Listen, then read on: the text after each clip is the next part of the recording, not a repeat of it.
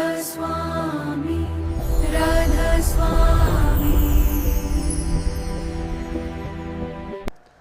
अच्छे कर्म करते हुए अच्छा परिणाम मिलते हुए फिर भी ये जीव दुखी रहता है, क्योंकि उसके पीछे भी लालसा, तृष्णा, इच्छा, ये वासनाएं उसके साथ ऐसी जोड़ दी गई, ऐसी पीछे लगा दी काल महाराज ने, जिसके देश में, जिसके शासन में हम रहते हैं, कि उस कारण से किसी न किसी कारण से उनको दुख मिलता ही मिलता है। और जब कोई पाप कर्म करता है तो उसका तो परिणाम भी दुख वाला ही होता है, तो उसमें तो सुख है ही नहीं। इसलिए इस संसार को संतों ने मिथ्या कहा है। मिथक इसलिए कहा गया है कि जिसमें स्थायी कोई चीज नहीं। जीव से संबंध है वो सिर्फ कुछ समय के लिए है, किसी के साथ कोई रिश्ता पक्का नहीं है। पक्का और सच्चा रिश्ता है तो सिर्फ सतगुरु से है, नाम से है। इसीलिए संतों ने जो रास्ता दिखाया वो नाम भक्ति का इन जीवों के लिए बताया, और उसी का नाम सत्संग रखा गया। सत्संग जिसमें सत्य का प्रचार, सत्य देश का वर्णन, सत्य का नाम, सत्य नाम सत्संग, और सतगुरु के द्वारा उनका मुकम्मल भेद जब जीव को मिलता है तो ये जीव अपने निज घर जा सकता है। लेकिन उनके लिए जो अभी शब्द गाया गया, ये वाणी अरमान साहब की थी, दादा गुरु की, जोई ग्राम में हुए, अध्यापक रहे, महर्षि शिवटलाल जी से नाम की दीक्षा ली थी। हमारे राधा स्वामी मत की ये खूबी रही है कि इनमें जितने भी संत आए, महाराजियों को छोड़ के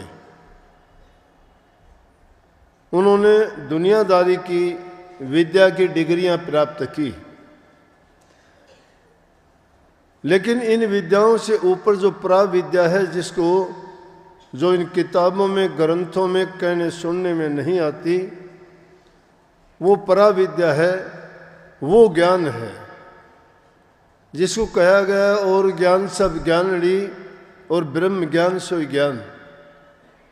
जो इस जीव की उत्पत्ति और इसके अंत तक का भेद देता वो ब्रह्म ज्ञान है, वो अध्यात्म है। तो वो संतों ने खोज की और वो जो भेद देते हैं उसमें इस विद्या की जरूरत भी नहीं है। परंतु मैंने ये बात क्यों कही, महाराज जी, हजूर महाराज परम संत ताराचंद जी बाल ब्रह्मचारी थे। उनके पास दो शक्तियां थी।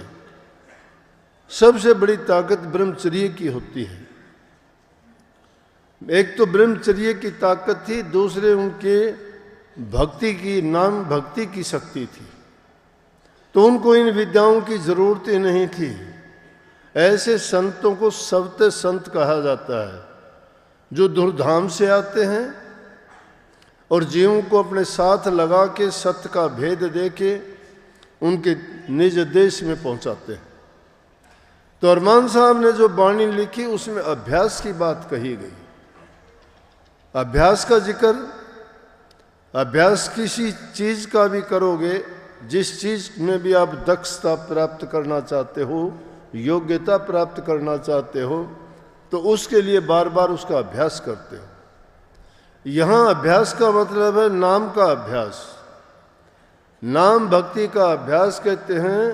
वो लगन के बिना दो चीजें कभी नहीं बढ़ती, सत्संग और अभ्यास। दिल में लगन नहीं हो तो कोई चीज भी नहीं बढ़ती है। कोई भी चीज काम करना चाहते हो, उसके लिए लगन ऐसी हो कि आप उसमें ही रम जाओ, अपने आप को इतने भूल जाओ, कोई याद ही ना रहे, आपका लक्ष्य सिर्फ एक ही रहे। अब भगत लोगों के लिए कोई उनको पगला कह देता है, कोई मूर्ख कह देता है, कोई गालियां दे देता है, कोई कुछ कह देता है, लेकिन वो सब की हाँ भरते रहते हैं, बुरी भली सब की बातें सुनते रहते हैं, क्योंकि उनको परवाह नहीं है, बेपरवाही है। वो बेपरवाह इसलिए हो जाते हैं, वो जानते हैं कि दुनियादारी के जो लोग अज्ञानी हैं वो कुछ भी कह सकते हैं, उनका सोचने का दायरा बहुत छोटा है। इसी बात को एक स्त्री थी, उसका पति रूठ गया, पति रूठ के घर से निकल गया। अब स्त्री का पति रूठ जाए तो उसका जीवन तो अंधकार में हो जाता है, कुछ नहीं रहता उसके पास। उसको पता लगा कि उसका पति रूठ के घर से चला गया है, वो उसको मनाने के लिए भागी उसके पीछे पीछे। उसको होश नहीं था, ना सिर पे चुन्नी ली, पैरों में जूती नहीं पहनी, और ऐसे ही जैसे पागलों की तरह से व्याकुल होके खोजने लगी, कहाँ गए, किधर गए। किसी ने बताया इस रास्ते गए। तो उस रास्ते पे जा रही थी, वहाँ एक मुल्ला जी कहो, मुसलमान भाई कहो, वो नमाज अदा कर रहे थे। और नमाज अदा जिस चीज़ पे करते हैं, जो एक कपड़ा बिछाते हैं, उसको मुसल्ला कहते हैं। उस मुसल्ले पे वो जब नमाज अदा कर रहे थे, नमाज अदा करना हो तो खुदा को याद करते हैं, अलग अलग तरीके हैं। पुराने ज़माने में घरों में भी बुज़ुर्ग आदमी बैठते थे तो कहते संध्या करता है। अब हम कहते हैं कि हम अभ्यास में बैठे हैं, ध्यान करते हैं। मुसलमान भाई वो नमाज अदा करते हैं, हम मंदिरों में पूजा पाठ करते हैं, मुसलमान भाई मस्जिदों में जाके बांग देते हैं। इसी तरह से वो नमाज अदा कर रहे थे, धार्मिक क्रिया है उनकी, खुदा को याद करना उस तरीके से। जब नमाज अदा कर रहे थे और वो भागी हुई गई, उसको ध्यान ही नहीं था कि रास्ते में कोई आदमी है, वो उसके मुसल्ले पे पैर रखती हुई चली गई। देख लिया उसने, बोलता कैसे कि नमाज अदा कर रहा था। वो थोड़ी दूर गई, अपने पति को मना के वापस ले आई। वापस लेके आई तो जब तक वो नमाज अदा कर चुका था, उसने उससे कहा कि आपको लज्जा नहीं आई? बोली किस बात की लज्जा आए मुझे, क्या गुनाह किया है मैंने? कहने लगे इससे बड़ा गुनाह क्या करेगी तू? मैं अल्लाह ताला की नमाज अदा कर रहा था और तूने मुसल्ले पे पैर रख के इसको आप नापाक कर दिया आपने, कि आपके पैर रखने से नापाक हो गया मुसल्ला, तो मेरी जो नमाज अदा की थी उसका कोई फ़ायदा नहीं है, आपने बहुत गलत काम किया है। जब खुदा के कार्य में कोई बाधा डालता है तो इससे बुरा काम और क्या होगा। बोली झूठी है तेरी नमाज। किसकी नमाज अदा करता था?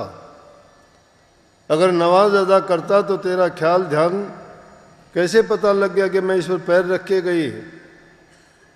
अरे मैं एक अपने पति के रूठने के कारण मुझे होश आवाज सारे खो दिए थे, मुझे पता ही नहीं कहाँ तेरा मुसल्ला है, कहाँ तू नमाज अदा कर रहा है, मैं किस रास्ते जा रही हूँ। मुझे सिर्फ लगन ये थी कि मैं अपने पति को मना के लेके आऊँ, मेरी लगन उसी में थी, मुझे कुछ नहीं दिखाई दिया।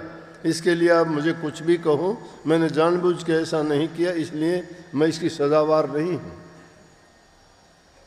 लेकिन आप ये बताओ, पति राची सूझी नहीं तू राचा रहमान, कि एक पति के उसमें मैं इतनी बेहवास थी कि मुझे होश ही नहीं था, और आप तो खुदा की नमाज अदा कर रहे थे, आपको कैसे होश था? तो ये है लगन की बात, कि जब तक लगन नहीं होती इंसान की तो ना सत्संग होता है, ना अभ्यास होता है। हम सभी आके सत्संग में बैठे हैं, कोई भी भूल चूक घर में किसी चीज़ को, कीमती चीज़ को भूल आए, घर को ताला नहीं लगाया, या कोई चीज़ ऐसी छोड़ दी है जिसके कारण हमें ये लगता है कि हम जाएंगे जब तक वो सही मिले या ना मिले, तो हमारी लगन किस चीज़ में, सत्संग में नहीं, उसकी चिंता रहेगी। मन में हमारे वो बात रहेगी, शारीरिक रूप से ज़रूर हम सत्संग में हाजिर हैं, लेकिन हमारा मन कहाँ होगा? हमारा मन तो उस चीज़ के लिए रहेगा, और कब सत्संग से छुट्टी हो, कब यहाँ से भागें, कब जाके देखें कि हमारा कोई नुकसान तो नहीं हुआ, वो चीज़ किसी ने उठा चुरा तो नहीं ली, क्या कोई और घर में चोरी आदि तो नहीं हो गई। इसलिए सत्संग में जब बैठते हैं तो हमें सब चीज़ों को भूल के हमारी दृष्टि, हमारा ख्याल, विचार सिर्फ जो है सत्संग वचनों पे होनी चाहिए। क्या पता किस घड़ी में कौन सी बात किसके काम आने वाली होती है। सारा सत्संग तो मानते हैं, इतने गौर करके नहीं सुनते होगे, बातें चाहे 1000 बार क्यों ना आपने सुनी हो, लेकिन कोई शुभ घड़ी ऐसी होती है जिसमें कही गई बात इंसान के जीवन को ही बदल के रख देती है, वो सब के लिए हो जाती है। उस बात पर अगर गौर करके देखें तो अगर सत्संग में आके हमने संसारी चीज़ों की ही अपने मन में कल्पना करते रहे, उसको याद करते रहे, अपने मन को उसी तरफ ले जाते रहे, तो शारीरिक रूप से बेशक यहाँ हैं, मानसिक रूप से हमने कोई फ़ायदा नहीं उठाया, मानसिक रूप से हम हाजिर नहीं हैं यहाँ। इसलिए अरमान साहब कहते हैं कि बिन लगन के सत्संग और अभ्यास दोनों नहीं। अभ्यास का भी यही है, जब हम ध्यान में बैठते हैं, कह के बैठते हैं आधा घंटा ध्यान में बैठूंगा, घड़ी की तरफ देखते रहते हैं, 10 मिनट बैठे नहीं, कपड़ा उठाया नहीं, आंखें खोल के देखा घड़ी में कि आधा घंटा हो नहीं गया, लेकिन 10 मिनट हुई हैं। अरे 10 मिनट हुई हैं, मैंने तो आधा घंटा बैठना था। तो किसका, घड़ी की सुइयां को गिनते रहे हम। जब ध्यान में बैठ ही गए हो तो पता ही नहीं। नानक साहब जिनके जयंती का जिक्र था, छोटी उम्र थी, पशु चराने के लिए जंगल में भेज दिया गया, पाड़ी का काम करते थे। जब पशुओं को चराने के लिए जंगल में गया, वहाँ जाके उनको छोड़ दिया, अब ध्यान में मस्त होके बैठ गए। मस्त सिर्फ आंखें बंद करने का नहीं है, तो शुरुआत दौर में हम समझाते हैं कि आप अपने मन को डांटने के लिए, ख्यालात को रोकने के लिए और एकाग्रचित्त होने के लिए 3 बंद लगाया करो। लेकिन उनको 3 बंद लगाने की ज़रूरत नहीं है। जिसने अपने मन को काबू कर लिया है, अपने विचारों को स्थिर कर लिया है, वो तो जहाँ टिक गए तो टिक गए, उनके फिर भटकाव खत्म हो जाता है। जब विचारों का ठहराव आ जाता है, वही सच्ची और असली समझोगे भक्ति की लाइन है, वही ध्यान की अवस्था है। अब ध्यान ध्यान ध्यान ध्यान के हम रोजाना ढिंडोरा पीटते हैं। ध्यान तो हर चीज़ में लगाते हैं, सबका लगता है, किसी का बेटों में लगा हुआ है, किसी का अपने संपत्ति जायदाद में लगा हुआ है, किसी का मकान में लगा हुआ है, किसी का अपने कृषि काम में लगा हुआ है। जो कोई काम करता है, व्यापारी का व्यापार में है, किसान का खेती में है, विद्यार्थी का अपनी पढ़ाई में है। अरे तो अभ्यासी का तो ध्यान अभ्यास में होना चाहिए, भक्ति करने वाले का तो नाम में होना चाहिए। ध्यान तो करते तो सब हैं, लेकिन जब नाम के लिए ध्यान करते हैं तो जो पहले ध्यान किए हुए है मन वहीं जाता है, नहीं टिकता नाम में। नाम में अगर ये टिकना शुरू हो जाए तो समझो वहीं से हमारा अज्ञान मिटना शुरू हो जाता है और हृदय में प्रकाश हो जाता है। आंखें बंद करने की ज़रूरत नहीं है, कुछ संभलने की ज़रूरत नहीं है, कुछ सोचने की ज़रूरत नहीं है।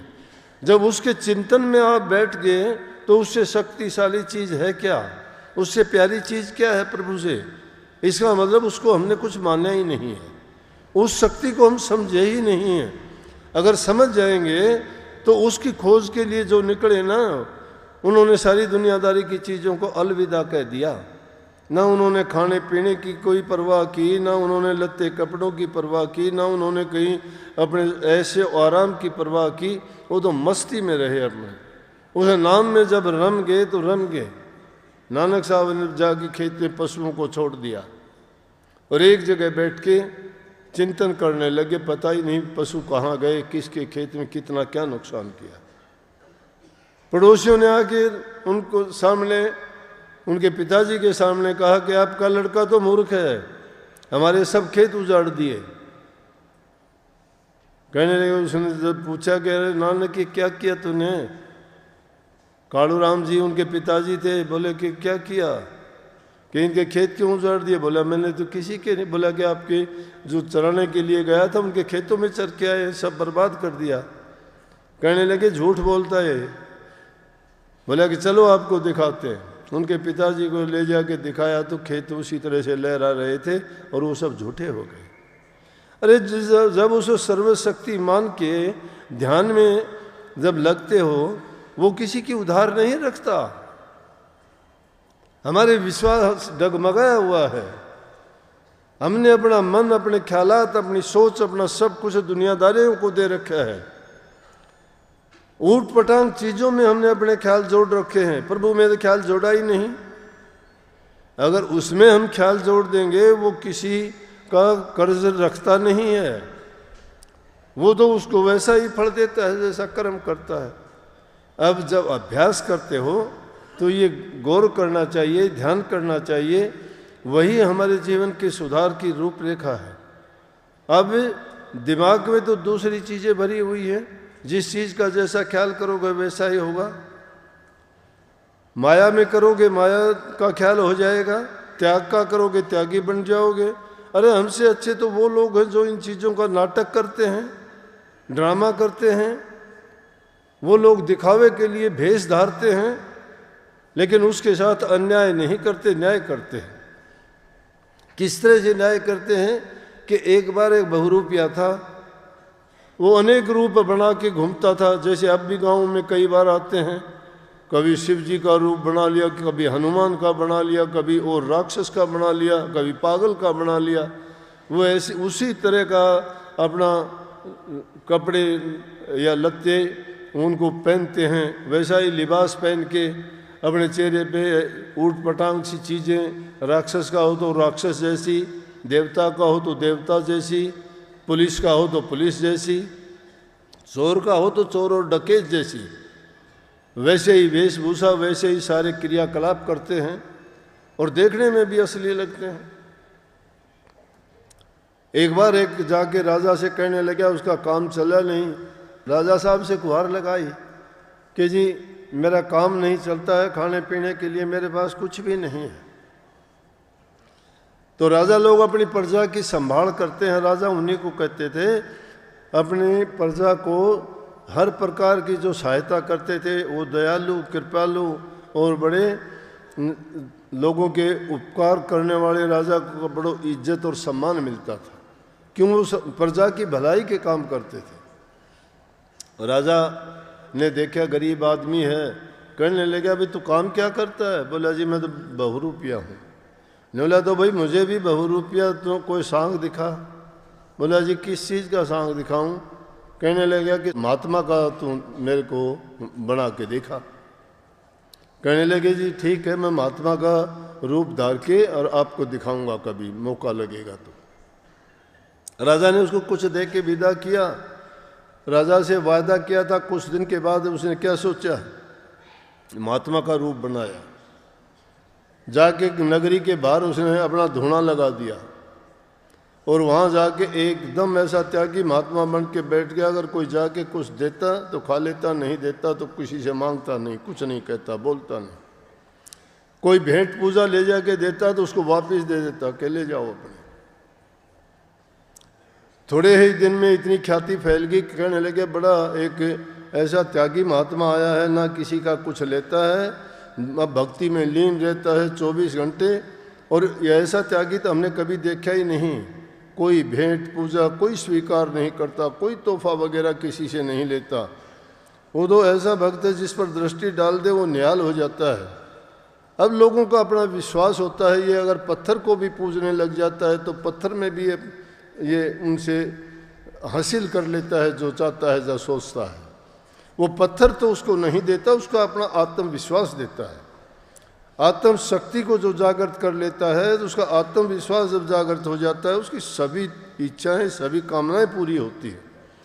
लेकिन हम तो आत्मविश्वास सब कुछ खोए बैठे होते हैं, दुनियादारी की चीज़ों में ऐसे हो चुके होते कि अपने आप को बेसहाय मानते, असहाय, हर चीज़ के दूसरी चीज़ के बस में है।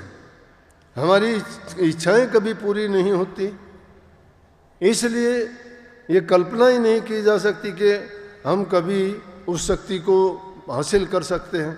राजा वजीर से कहने लगे, अरे वजीर साहब, हमने सुना है कि महात्मा अपनी नगरी के बाहर बहुत त्यागी है, बहुत बड़ा महात्मा आया है, चलो हम भी उसको एक दिन देख के आते हैं। उन्होंने दिन निश्चित कर लिया, वजीर को लेकर राजा चल दिया, पूरा लश्कर साथ में। 1000 रुपये की थैली ले ली। उस टाइम में सिक्के होते थे, आज की तरह से कागज नहीं थे। गए, जाके बंदगी की, महात्मा ने आँख खोल के देखा कि राजा आ गया। राजा नहीं पहचान पाया क्योंकि वेशभूषा उसकी महात्मा जैसी थी एकदम।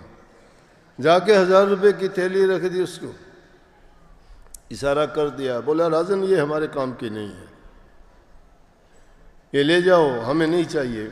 मिट्टी में और इसमें क्या अंतर है, हम इसके लिए नहीं हैं, हम सिर्फ प्रभु भक्ति के लिए आए हैं, हमें इन चीज़ों की कोई दरकार नहीं, ये आप राजाओं के काम की चीज़ है, आप ले जाओ इसको।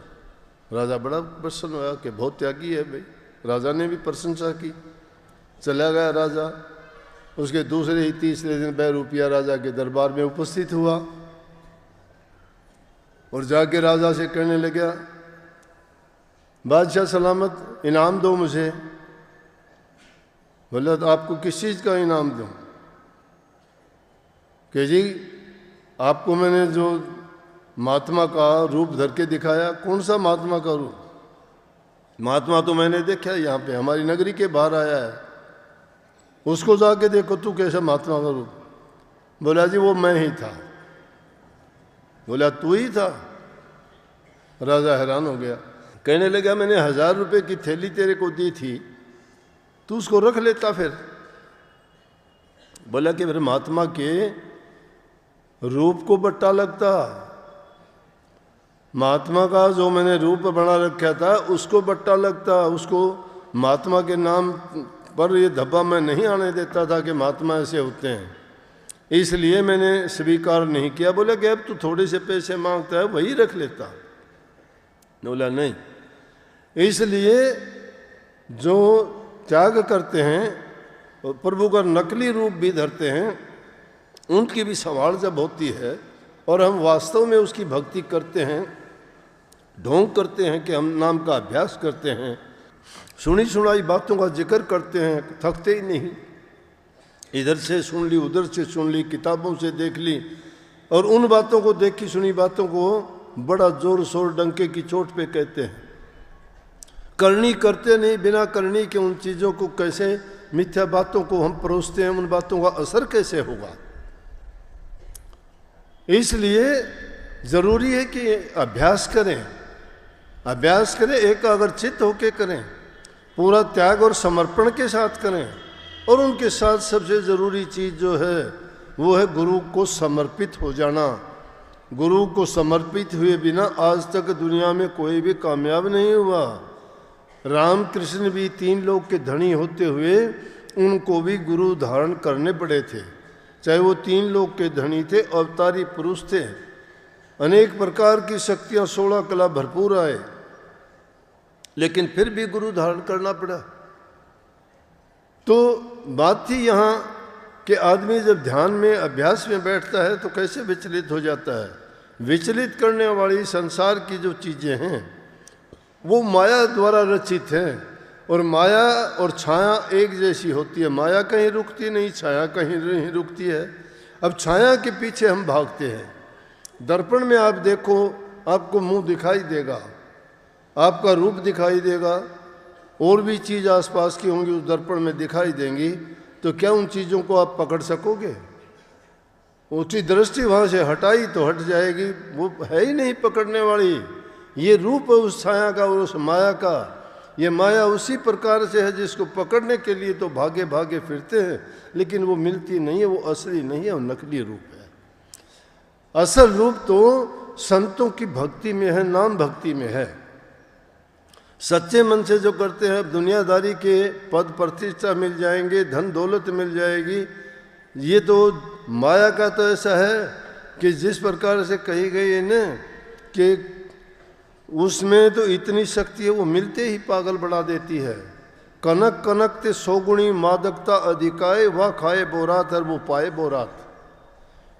कनक सोने को कहते हैं, धन दौलत को कहते हैं, कनक धतूरे को भी कहते हैं।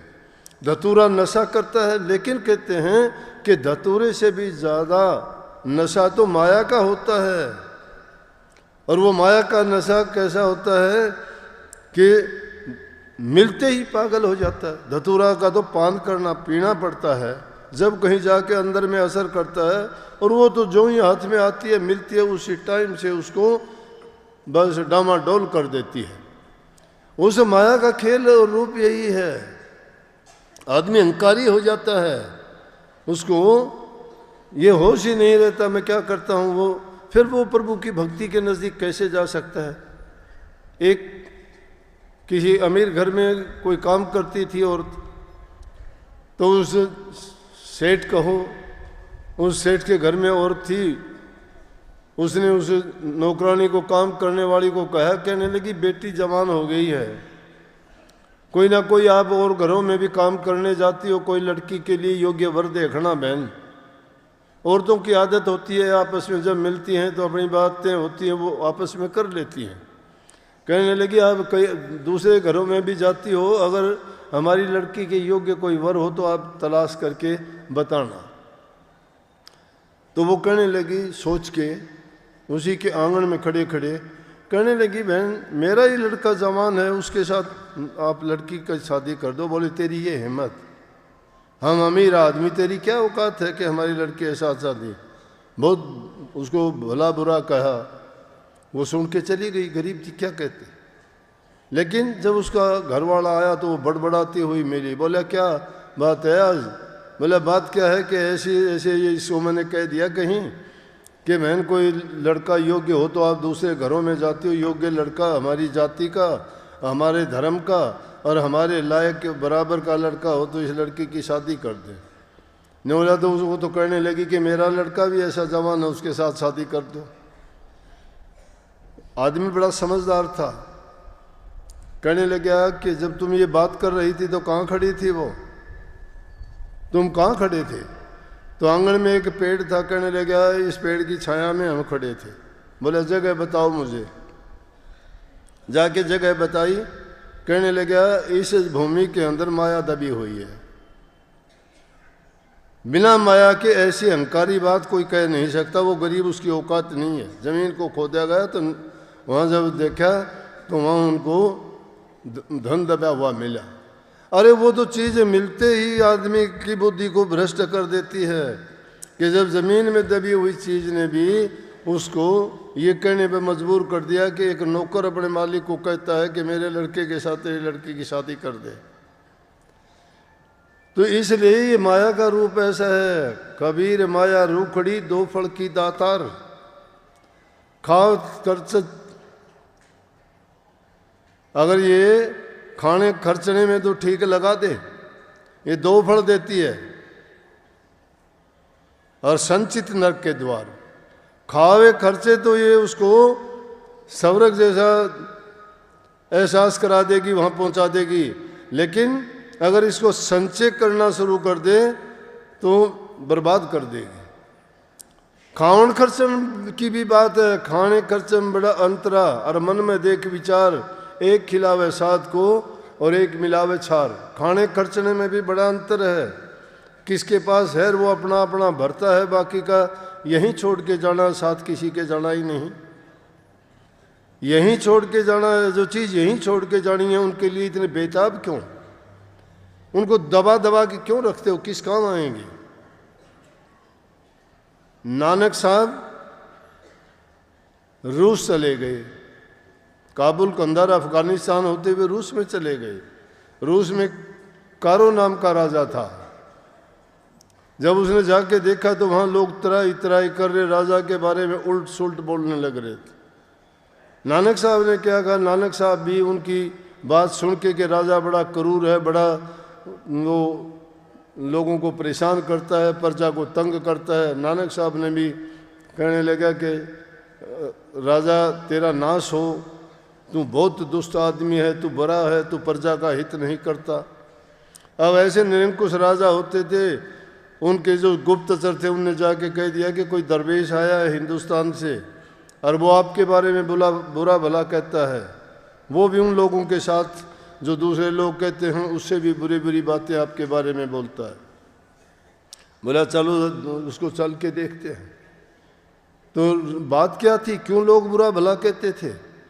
कैरो राजा इतना क्रूर था कि उसने अपनी प्रजा के पास किसी के पास एक पैसा नहीं छोड़ा।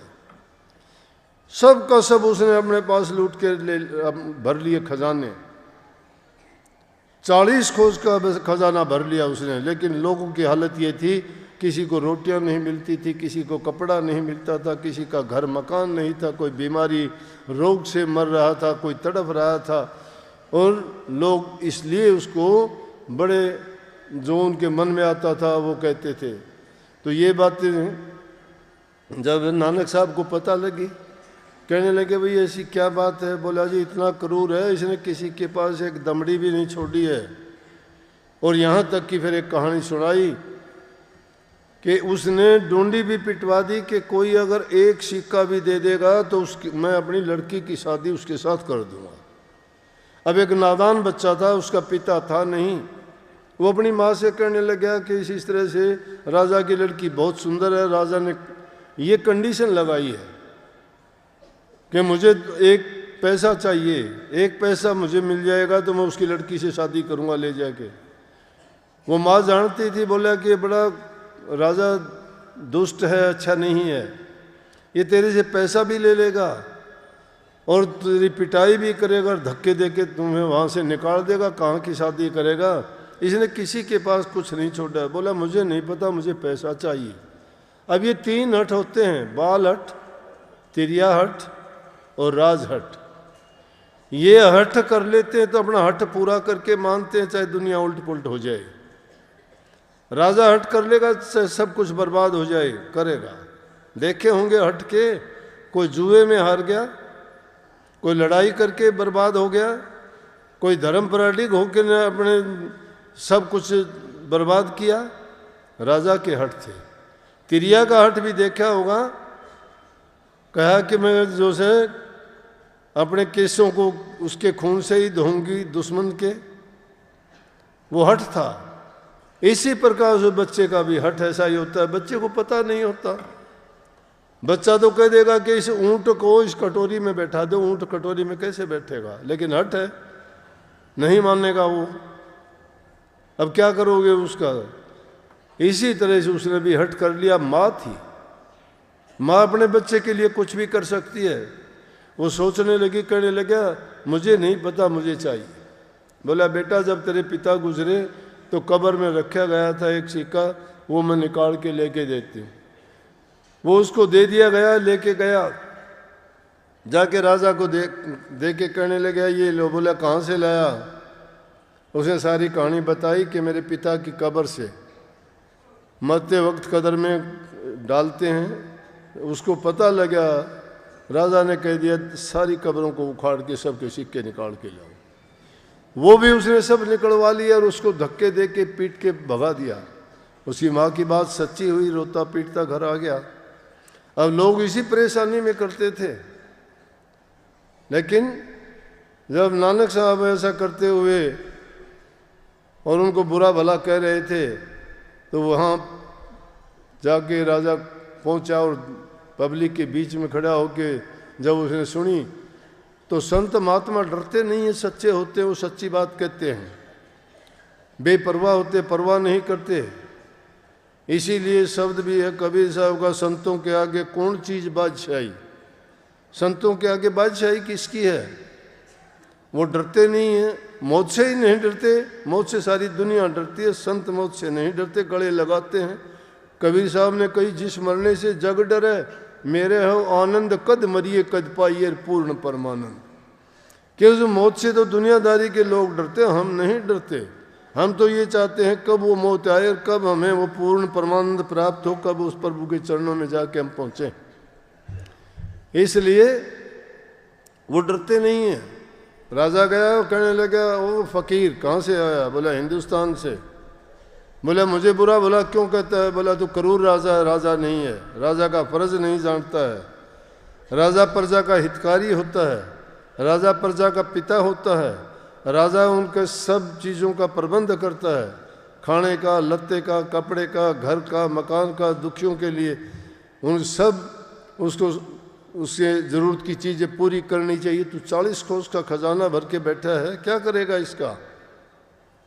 बस सच्ची बात जब किसी के समझ में आती है तो वो आदमी मान जाता है। राजा उसको कहने लगा कि दरबार में चलो। दरबार में गए, वहाँ राजा को समझाया।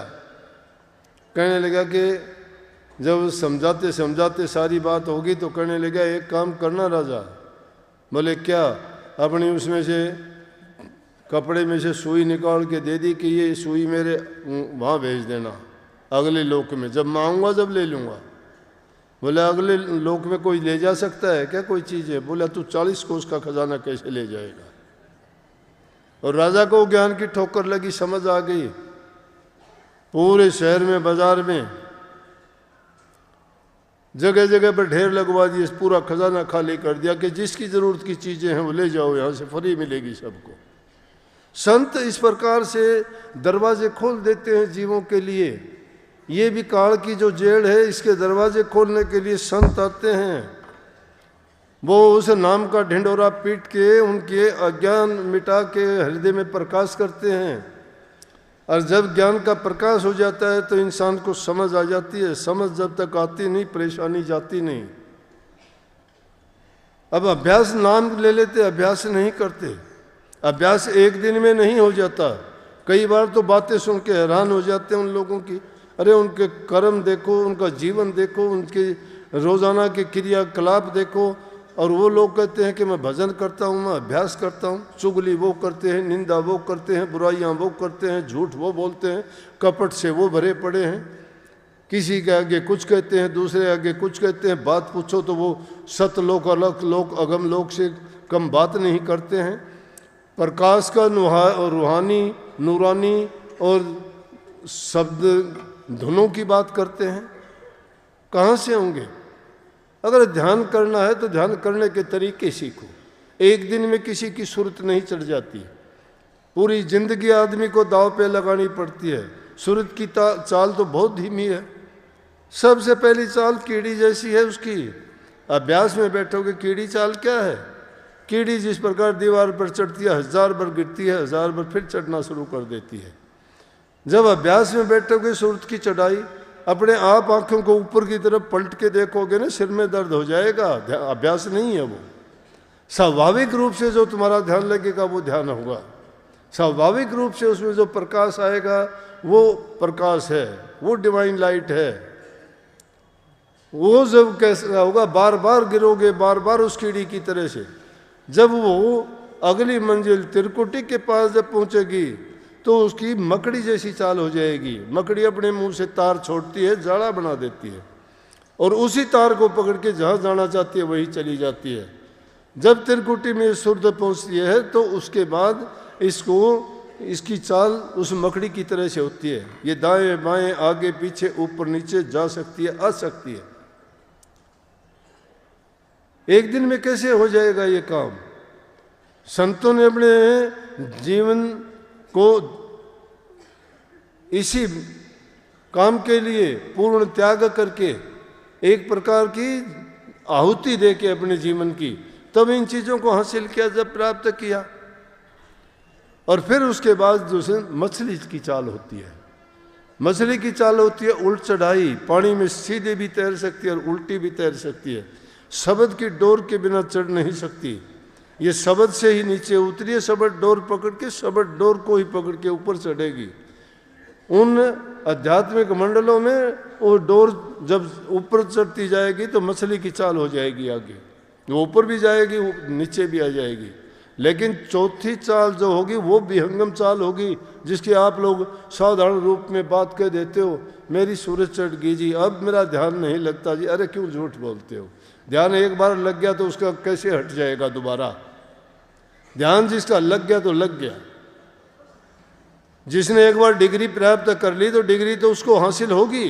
वो रोज किताब उठा उठा के नहीं पढ़ाता किसी को, उसको कंठस्थ है वो। जब अभ्यास तुम्हारा पूरा कर आपने लिया तो पलक मारने की देरी, सुभान कुदरत तेरी। फिर तो पलक लगी तो ही उन मंजिलों को पार करते चले जाओगे। ये बच्चों का खेल तमाशा तो है नहीं। लेकिन हाँ, ये एक बहुत बड़ी बात है कि हम अपनी बुराइयों से निजात पा लें। नशे विषय विकारों से बच जाएं। आज जिस हालात में हमारे नौजवान बच्चे जिस नशे की चपेट में आके कैसे कैसे नौजवान जीवन बर्बाद होते देखते हैं। आज ही सुबह मैं 5 बजे खेत में जा रहा था, एक लड़का वो पैंट पजामा घुटन तक का उसने वो कर रखा, दोनों हाथ जेब में डाल रखे, पीछे से ट्रक आ रहा है, वो ट्रक के आगे आगे चलता है। ट्रक वाला बेचारा क्या करे, हॉर्न देता है, हटे नहीं, मरना मंजूर है उसको, नहीं हटता। क्यों? नशे में है, पता ही नहीं। जिंदगियां बर्बाद होती हैं। संत मत में हम पहली चीज कहते हैं नशा सबसे बुरी चीज है। हुक्का बीड़ी पान तंबाकू तक का नेम कराते हैं। आप लोगों ने छोड़ा, बहुत बड़ी बात है। मांस मिट्टी मछली दूसरे जीव को सताना बहुत बड़ा पाप है। इससे भी हमें बहुत खुशी होती है कि देखो हम सब के सब सात्विक हैं, सात्विक भोजन खाते हैं, अनाज का आहार फल आहार करते हैं, महात्माओं जैसा जीवन है। तीसरी चीज है उससे बचना कठिन है, चोरी करना नहीं छोड़ते, चाहे वो करते हैं सुई की, वो आदत बनी हुई है, उस आदत को भी अगर छोड़ दें, करते हैं वो, लेकिन ये चोरी नहीं करते। हम चोरी उसको मानते हैं कि किसी का जाके चीज उठा के अपने घर में ले आए ये वो ना, लेकिन नीयत खराब ही रहती है। उस नीयत को भी सुधार लें। पति पत्नी का प्यार हो, आपस में मीठा और अच्छा बोलने का बर्ताव हो इंसान का, एक दूसरे के मन को जीत लेता है, घर में खुशियाँ ठाठे मारती हैं। स्वर्ग जैसा एहसास आदमी को होता है। जब जीवन में ये सब कुछ मिल जाए तो ये कोई कम बात नहीं है। गृहस्थियों के लिए बहुत ऊंची बात है कि इन बुराइयों को त्याग के अगर 2 घड़ी झूठा या सच्चा प्रभु के नाम का सिमरण भी कर लेता है तो भी उसका कल्याण हो जाता है, तो भी उसका कल्याण हो जाता है। क्योंकि वो कम से कम मालिक को साक्षी मान के कुछ तो सोचता है। कोई भी गलत काम होता है तो उसको पश्चाताप तो होता है। पश्चाताप करना अपना कर्म भोग लेना ही होता है, तौबा कर लेना ही होता है उसमें कि अब तो मेरे से गलती हुई, आगे नहीं करूँगा। ये चीज़ें बहुत बड़ी हैं। ये चीज़ें भी हमने अगर छोड़ दी तो बहुत अच्छा किया, लेकिन उसके साथ साथ हमें ये चीज़ें नहीं भूलनी चाहिए कि हमारा कल्याण तो नाम भक्ति से ही होगा। सारी चीज़ों को करते हुए दुनियादारी के काम करो, जरूरी है करने। हमारे सिर कर्ज है उनका, कर्ज को फर्ज मान के पूरा करो। वो फर्ज पूरा करना है, लेकिन कर्ज की मर्ज जब तक बनी रहेगी तो तुम्हारा फर्ज पूरा नहीं हो सकता। वो फर्ज पूरा करो पहले, फर्ज पूरा करते रहोगे, साथ साथ तुम्हारे कर्म भी धुलते रहेंगे, आगे के लिए जीवन भी आपका अच्छा बनता रहेगा। और धीरे धीरे करके आप अपने जीवन को इसी जीवन में अपने जो उद्देश्य के लिए मनुष्य का चोला मिला उसको पूरा कर जाएंगे। परंतु हम भूल जाते हैं, थोड़े समय के लिए याद आता है, दुख दर्द पीड़ा होती है तो हमें प्रभु याद आता है, हमारे देव याद आते हैं, हमारे इष्ट याद आते हैं, फिर तो भागे जाते हैं। लेकिन सुख में हम किसी को याद नहीं करते। सुख में तो हम सब कुछ हम ही हो जाते हैं कि मैं जो करता हूँ वही सही है। नहीं, महापुरुषों की बातों को याद किया करो। मालिक की रजा में रहना राजी कि मालिक जो करता है वो कभी गलत नहीं करता, वो सही करता है। हमारे लिए उसने जो लेख लिखे हैं वो हमारे किए हुए कर्म का ही परिणाम है, नया कुछ भी नहीं है। वैसे तो अगर कहो तो वाणी आई है कि सगरी दुनिया का राजा दुखिया, हरि का नाम जपत भय सुखिया, लाख करोड़ी बंधन पड़े, हरि का नाम जपत निस्तरे। हरि का नाम जपत निस्तरे। सगड़ी सृष्टि का राजा दुखिया, सारी सृष्टि का भी अगर कोई राजा बन जाए, सारा सब कुछ मिल जाए तो भी वो दुखिया रहेगा, सुख नहीं है। हरि का नाम जपत भय सुखिया। जो हरि का नाम भजने वाले हैं वो सुखी हैं। चाहना इंसान कितनी भी बढ़ा लो, बढ़ती चली जाएंगी, कम नहीं होती हैं। चाह लेकिन जिस चाह को चाह से चाह नहीं, उस चाह को चाह में छोड़ दे। जिस राह को राह से राह नहीं, उस राह को राह में छोड़ दे। चाह को जब तक नहीं त्याग देते हो, ये चाह बहुत बुरी है। जब ये चाह कभी पूरी नहीं होती, तृष्णा कभी भरती नहीं, लालसाएं एक से एक आगे उठाती रहती हैं। आदमी जब इनको याद करता है तो ये तिल मिलाने लग जाता है। इसको फिर कुछ ना कुछ उल्टा सीधा करने के लिए मन इसको तैयार कर लेता है। फिर मन के कहे में चलना शुरू हो जाते हैं, तो मन फिर नहीं टिकने देता इस जीव को। मन को टिकाने के लिए ही वो नाम है। तो वो किसे? हरि का नाम अंकुश है। हरि के नाम जपत वही सुखिया। लाख करोड़ी बंधन पड़े, चाहे कितने भी बंधन कर्म के क्यों ना पड़े हों, लाख हो, चाहे वो करोड़ों बंधन क्यों ना हो, लेकिन हरि का नाम जपत निस्तरे। प्रभु का नाम अगर लोगे तो सब बंधन टूट जाएंगे, सब बंधनों से हमें मुक्ति मिल जाएगी।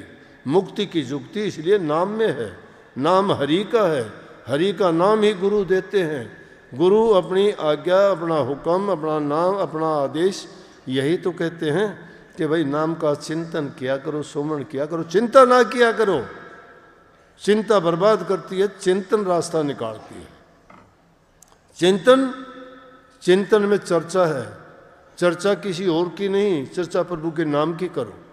सत्संगी मिलते हो, चर्चा किया करो, चिंतन किया करो। चिंतन करोगे सवाल उठेंगे, सवाल उठेंगे तो चर्चा करोगे। चर्चा तुम्हारी आध्यात्मिकता की होगी, नाम की होगी, भक्ति की होगी, अभ्यास की होगी, जाप ताप की होगी। जाप ताप और ज्ञान ध्यान पढ़िए वेद पुराण, बिना गुरु के ज्ञान के कभी ना हो कल्याण। जाप ताप कितने भी पढ़ो, वेद ग्रंथ कितने भी पढ़ लो, लेकिन गुरु के ज्ञान बिना कभी जीव का कल्याण नहीं होता। और गुरु का ज्ञान क्या है? गुरु का हुक्म, गुरु की आज्ञा, गुरु का उपदेश, गुरु की शिक्षा, जो नित्य प्रति सत्संग के माध्यम से वो हमें समझाते हैं, बताते हैं कि प्रभु के नाम का सुमरण किया करो, भजन किया करो। कोई चीज़ नहीं छोड़नी, बुराइयां त्यागनी हैं, अच्छाइयाँ अपने आप आ जाएंगी। अच्छाइयों को अपनाने की जरूरत नहीं, बुराइयां त्यागो आप, अच्छा ही रह जाएगा करने के लिए। और जब अच्छा होगा तो तभी आदमी को प्रभु का नाम याद आएगा। वो क्योंकि वो अच्छाइयों में है, बुराइयों में नहीं। बुराइयों में तो राक्षसों का काम है। इसलिए नाम हर चीज़ को पवित्र करने वाला है, हर व्याधि का इलाज है, हमें सर्व सुख देने वाला है। तन के, मन के, धन के, दुनियादारी के सभी सुख वैभव आराम नाम में ही हैं। जिसके पल्ले नाम है उसके हैं सब सिद्ध। हाथ जोड़ खड़े रहें 8 सिद्ध 9 निध। 8 सिद्धियाँ 9 निधियाँ उनके सामने हाथ बांधे खड़ी रहती हैं जिसके पल्ले नाम होता है। जिसके पल्ले नाम वही दुनिया में धनवान। बाकी की चीज़ें ये दुनिया की मिट्टी है। उस मिट्टी को कितना इकट्ठा करो, मिट्टी को छोड़ के जाओगे। नाम भक्ति ही हमारा अंत साथ देने वाली है। महापुरुषों ने सब ने उसी का प्रचार किया है, चाहे वो दादू हो, चाहे पलटू हो, चाहे कबीर हो, चाहे वो राधा स्वामी दयाल हो, चाहे अरमान साहब या हजूर संत ताराचंद महाराज हों। सब ने उस नाम की महिमा गाई है, सत्संग की महिमा गाई है। तो इसलिए उस नाम को कभी ना भूलो, नाम को याद रखो, उसी में हमारा कल्याण, उसी में हमारा राधा।